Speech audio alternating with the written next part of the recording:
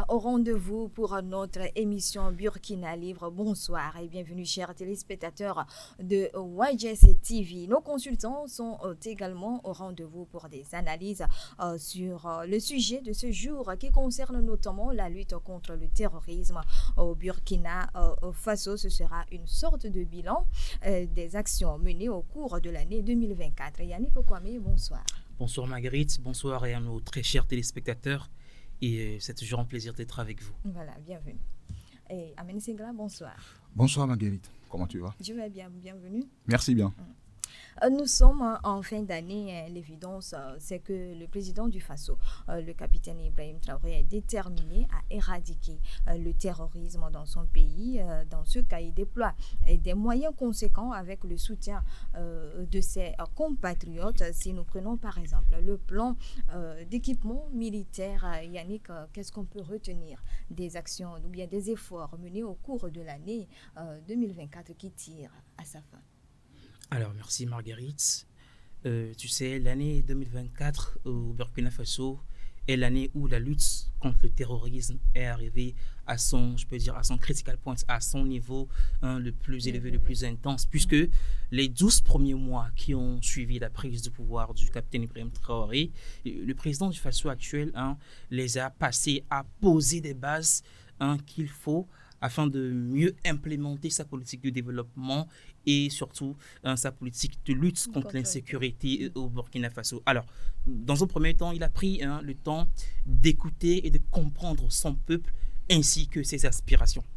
Il a également pris le temps de rompre, de briser certains accords qui ralentissaient la capacité du Burkina Faso à mener efficacement sa lutte contre le terrorisme et à la place tisser de nouveaux liens de partenariat avec d'autres pays, des partenariats qui sont plus prometteurs et qui répondent mieux aux aspirations de la population. Il a également pris, exactement, il a également pris le temps de revoir son armée, de transformer son armée, de mieux l'équiper. Donc là, avec tout, avec tous ces prérequis validés, avec tous ces préalables validés, c'est là où la lutte contre le terrorisme a vraiment commencé. Tu l'as dit, en 2024, l'intensification des opérations militaires a été observée. Alors, pourquoi? Parce que, je viens de le dire, l'armée du Burkina Faso n'est plus l'armée qu'on connaissait il y a de cela 5, 8, 10 ans. C'est une armée complètement rénovée. L'armée de terre, quand on parle de l'armée de terre, avant, c'était une armée déstructurée. Une armée où il y avait presque personne. L'armée manquait de personnel. C'était carrément vide. Mais aujourd'hui, grâce à l'effort du président Ibrahim Traoré et à la mobilisation de toute sa population, nous avons une armée militaire bien équipée. Il y a plusieurs unités, que ce soit la gendarmerie, que ce soit la police, que ce soit les militaires. Vous avez un nombre impressionnant d'effectifs dans l'armée de terre. Et quand on parle de l'équipement, il y a eu beaucoup de... Je vais y venir. Déjà, il a pris le temps de bien structurer son armée de terre. Et également, au Burkina Faso, on ne parlait pas de l'armée de l'air. Il n'y avait pas d'armée de l'air. Maintenant, l'armée du Burkina Faso a une armée de l'air très bien équipée, bien structurée, qui coordonne les opérations sur le terrain avec l'armée de terre. Voilà. Donc, je peux dire, c'est une métamorphose, une révolution quand même qu'il faut noter au niveau de l'armée burkinabé. Alors, en ce qui concerne les équipements, je viens de parler tout à l'heure des accords, de nouveaux accords qu'il a tissés avec d'autres pays. Tout le monde sait que les partenaires historiques du Burkina Faso en ce qui concerne l'acquisition ou bien l'achat des matériels de guerre, c'était l'Occident.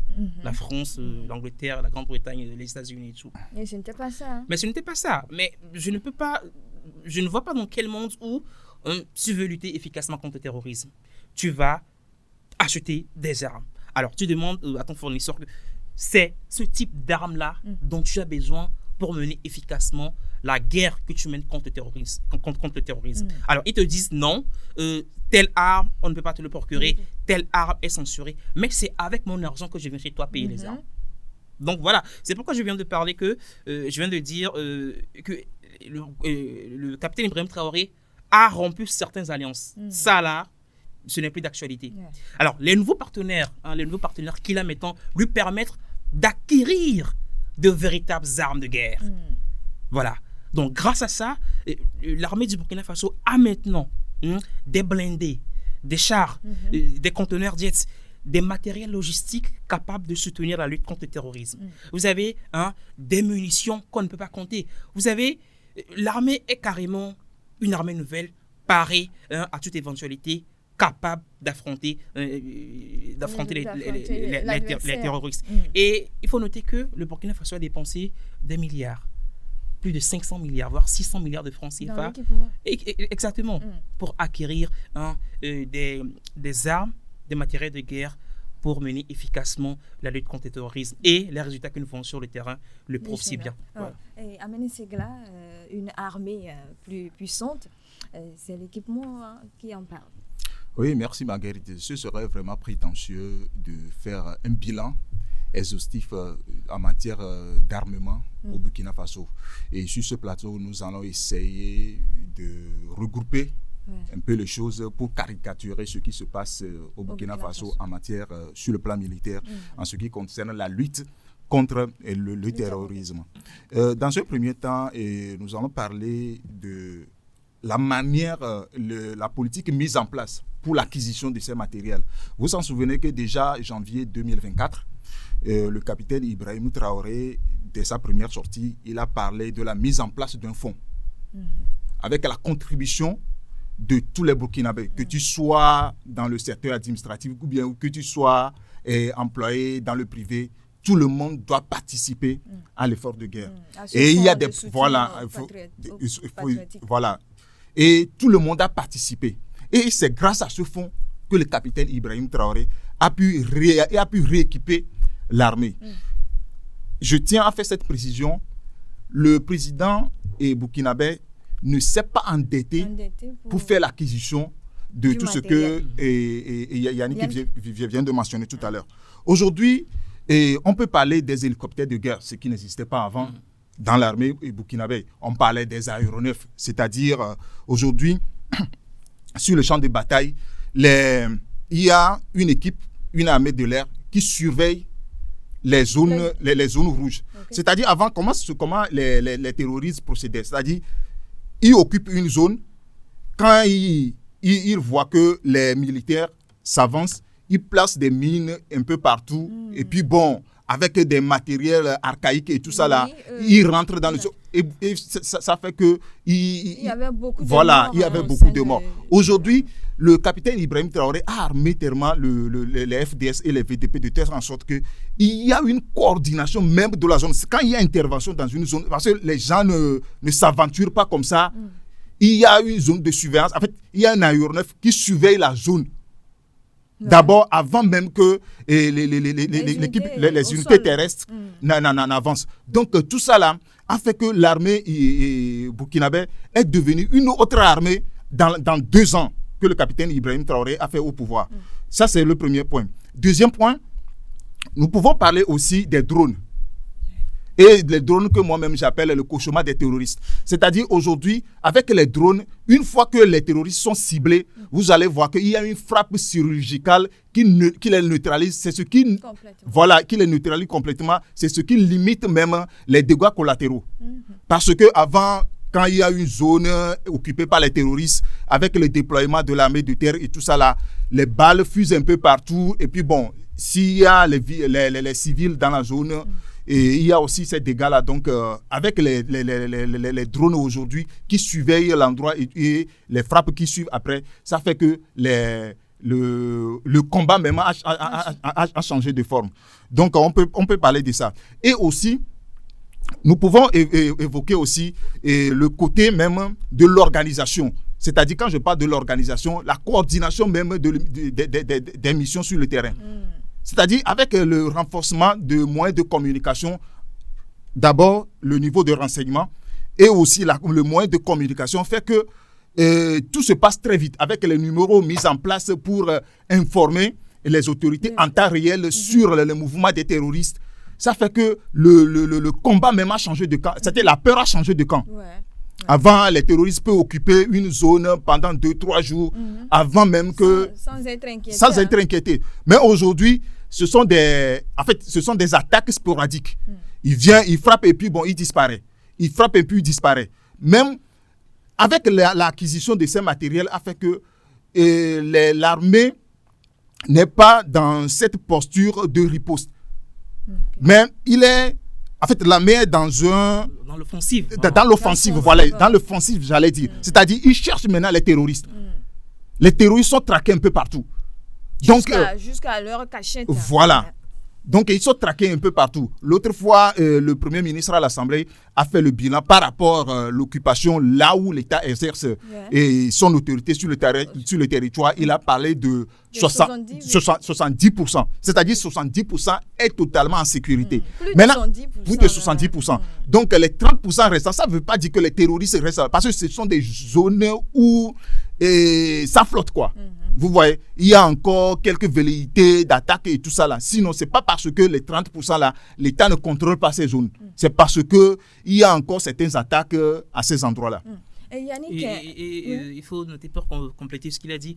On ne peut pas parler des victoires ou bien de la transformation de l'armée et les victoires qu'elle engrange sur le terrain sans mentionner l'efficacité du service de renseignement parce que c'est grâce à l'efficacité du service de renseignement, l'ANR, maintenant le Conseil national de sécurité d'État, qui grâce à ces renseignements, à ces informations, permettent aux forces de défense et de sécurité et la VDP engagées sur le terrain de mieux réussir leur mission.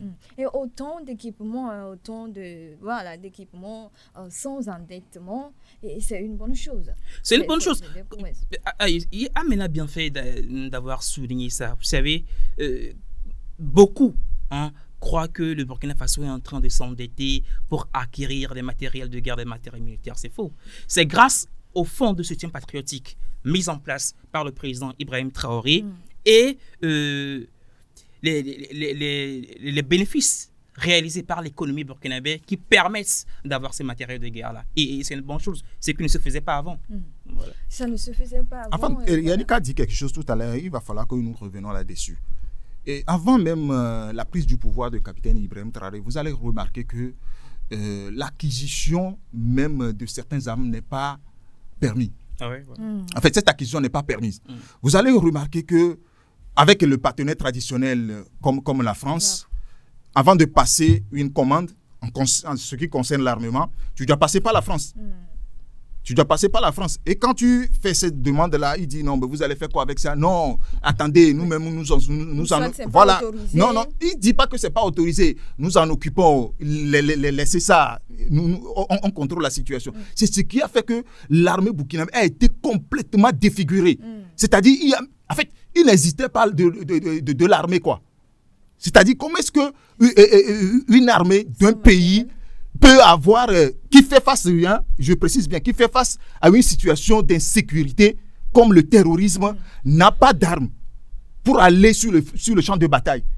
Et que il procède par la sous-traitance. En fait, c'est la France qui coordonne les opérations sur le terrain. Et puis, bon, si ça lui plaît, il dit, bon, allez dans cette zone, voir ce qui se passe, mais attendez, ne tirez pas, attendez.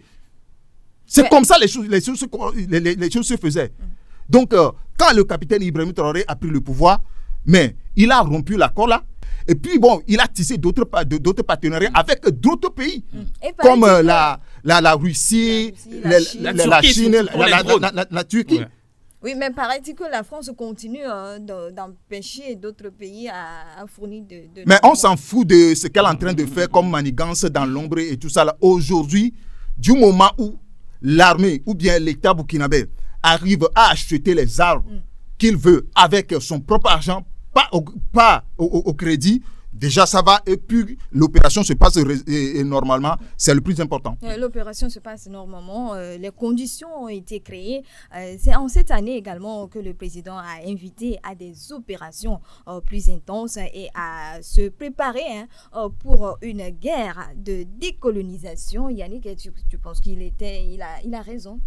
Le capitaine Ibrahim Traoré, c'est un militaire.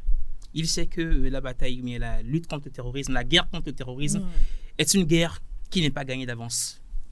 Et étant donné que la France aussi les Occidentaux de façon générale et surtout la France, il sait que la France aura du mal comment dire, la France n'est pas prête pour céder, c'est pas, du moins, la France n'est pas prête pour lâcher les pays africains. Donc, il sait que pour se défaire complètement de la France, il va falloir se battre. Puisque nous sommes en train de parler du terrorisme, nous savons tous que c'est la France qui finance le terrorisme. Donc, il va se préparer à une course de fond, à une guerre sans merci. Raison pour laquelle il a donné l'ordre d'intensifier les opérations militaires. Raison pour laquelle il a pris le soin de renforcer les capacités de défense des forces de défense et de sécurité, ainsi que la capacité de défense des VDP. Donc, voilà. Et Ahmed Segla, une guerre de décolonisation au-delà de celle du terrorisme. Oui, le terrorisme va passer. Mais il y a une autre guerre que déjà l'impérialisme occidental et le néocolonialisme français sont en train de préparer actuellement. Et ça va venir. Ça ne concerne pas seulement le Burkina Faso. Ça concernera tous les pays. Capitaine Ibrahim Traoré en a fait cas. Si le général Lequesne se permet de dire, si c'est dans 5 ans ou bien dans 10 ans, les pays occidentaux seront obligés de revenir en Afrique pour recoloniser, c'est une grande... En fait, les gens prennent ça comme juste une parole en l'air ou bien c'est quelqu'un qui est en train... En fait, c'est un général. Et quand il est en train de donner cette position, c'est la position de l'Occident. Donc, il va falloir que tous les pays se préparent à cette éventualité-là. Donc, vous ne pouvez jamais faire une guerre sans les armes. Parce que quand on appelle les gens, les puissances, vous posez la question, pourquoi on les appelle les puissances? C'est parce qu'ils ont les moyens coercitifs qui peuvent vous impressionner. C'est ça. Donc, il va falloir que tous les pays en arrivent là. Tous les pays africains doivent se réarmer pour préparer ce qui arrive demain. Parce qu'aujourd'hui, nous remarquons que l'Afrique est en train de se réveiller. Et aucun pays n'a... C'est vrai, il y a quelques timidités au niveau de certains États qui n'arrivent pas à se prononcer clairement sur leur position, mais ça va arriver. Ça va arriver.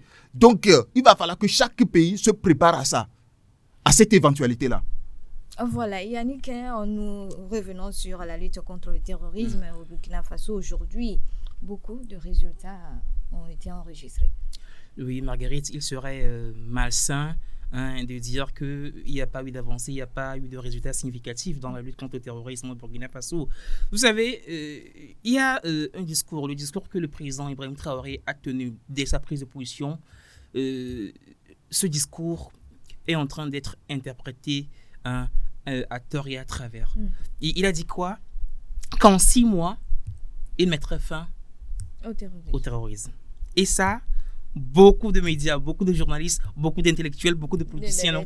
Des détracteurs. Mais ce qu'ils ne comprennent pas, c'est que ce que le capitaine Ibrahim Traoré a dit, c'est un message d'espoir. Vous savez, si vous êtes par exemple malade, vous souffrez d'un mal terrible, vous arrivez à l'hôpital et le docteur vous dit, bon, madame, ce dont vous souffrez, c'est très grave, d'accord? On va vous faire un traitement. Mais ce n'est pas sûr que ce traitement-là va aboutir, va réussir. Ça peut prendre des semaines, des mois avant que vous ne soyez complètement guéri. Comment est-ce que vous allez vous sentir? Je serai démoralisé. La population burkinabé avait besoin d'espoir. Les populations burkinabé traversaient une période de crise. Le Burkina Faso était rongé par un mal profond, qu'est le terrorisme. Donc le capitaine Ibrahim Traoré reconnaissait cela. Raison pour laquelle il a essayé de donner l'espoir à son peuple en disant cela. Alors, s'il avait dit ça et est resté bras croisés à ne rien faire, d'accord, on peut le juger. Il a dit ça, il est en train de mettre les actions, de mener les actions qu'il faut pour arriver au bout du terrorisme. Et les résultats sont là.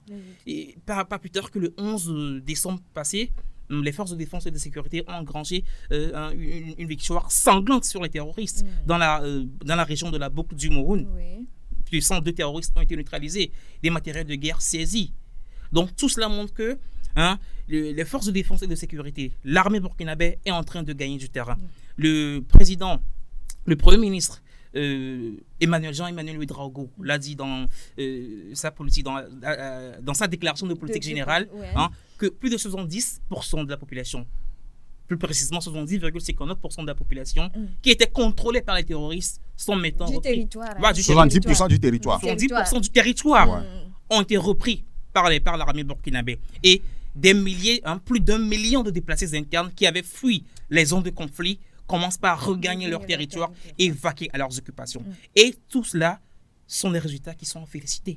Des résultats à féliciter. Marguerite, l'autre fois, par curiosité journalistique, je suivais une émission dont je vais taire le plateau parce que ça ne vaut même pas la peine que je lance son nom ici. Et il parlait, comme on est en train de le faire ici, du bilan du Burkina Faso. Eux, ils sont dans l'autre côté. Ils disaient que non, que rien n'a changé. Et puis bon, le journaliste lui posait la question, mais qu'est-ce qui s'est passé?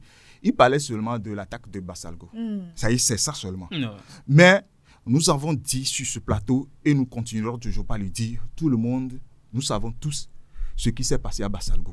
Et que le capitaine Ibrahim Traoré, en tant que chef de l'État, a parlé de cette situation. Tout ce que l'armée a fait en matière de prouesse, en luttant contre le terrorisme, en les délogeant, en les traquant nuit et jour. Et les gens se permettent d'occulter l'attaque de Bassalgo juste pour noircir tout ce que l'armée, ou bien, en fait, c'est tout le peuple burkinabé qui a fait ça. Pour noircir tout ça là. Mais je pense que c'est de la malhonnêteté. Donc, je l'ai dit dès le début, on ne peut pas faire un bilan exhaustif de tout ce que l'armée a fait. C'est parce que ce que l'armée a fait est tellement énorme. C'est beaucoup. Il y a eu Bassalgo, il y a également eu Karman et Mansilla. Ce sont des attaques perpétrées par ces soi-disant djihadistes pour ternir l'image du pays. Et ce sont ces cas rares. Exactement, qu'ils évoquent, qu'ils ont l'habitude d'évoquer souvent. Donc, voilà, en fait, il y a aussi quelque chose que nous devons dire sur ce plateau. Vous allez remarquer que lorsque l'armée a commencé par intensifier les opérations, j'ai parlé tout à l'heure des frappes de drones et tout ça là, vous allez voir sur certains réseaux sociaux, ils filment que bon, quand un endroit est frappé, vous savez, quand un drone agit quelque part, c'est le feu. Donc, et puis, ils récupèrent l'information là pour dire que c'est les terroristes qui ont brûlé un village. Vous voyez des choses comme ça. Or, ce sont les frappes de drones qui ont détruit les endroits où les terroristes résident. Eux, ils filment ça pour dire que non, que la population, que cette nuit, les terroristes sont arrivés dans ce village, l'armée n'a même pas, en fait, l'armée n'a pas les moyens pour intervenir et ils ont brûlé tous les villages, ils ont brûlé tout. Or, juste pour informer la population burkinabé que si ces genres d'informations arrivent, ils n'ont qu'à faire le démêler des choses. C'est-à-dire, ils n'ont qu'à faire le discernement. En fait, tous les jours, tout ce qui se passe en matière d'opération sur le terrain est filmé déjà sur les médias, sur les médias d'État. C'est-à-dire, c'est ça aussi la communication que le capitaine Ibrahim Traoré a mise en place pour informer la population en temps et en heure de ce qui se passe sur le terrain en matière de lutte contre le terrorisme. Voilà, et en matière de lutte contre le terrorisme, et la population a fait des efforts. Aujourd'hui, Yannick, il faut garder le cap, voire intensifier ou bien renforcer et redoubler d'efforts aux côtés des autorités. Oui, tout à fait. L'apport des populations burkinabées dans la lutte contre le terrorisme est vraiment déterminant. Le président Ibrahim Traoré lui-même le sait. Il le répète chaque jour et il salue chaque fois le soutien, la détermination et l'amour du peuple burkinabé afin d'avoir un pays vraiment plus stable, un pays où règne la paix, ou un pays où règne la stabilité. Alors, tu l'as dit, c'est le moment, plus que jamais, que les populations restent focus dans leur engagement pour un Burkina Faso libre. Le fonds de soutien patriotique qui a été mis en place par le président Ibrahim Traoré est déjà une preuve que la population soutient l'effort de guerre. Il faut rappeler que le fonds de soutien patriotique était un fonds qui au départ était free, c'est-à-dire que tu as la capacité, si tu veux, tu peux contribuer.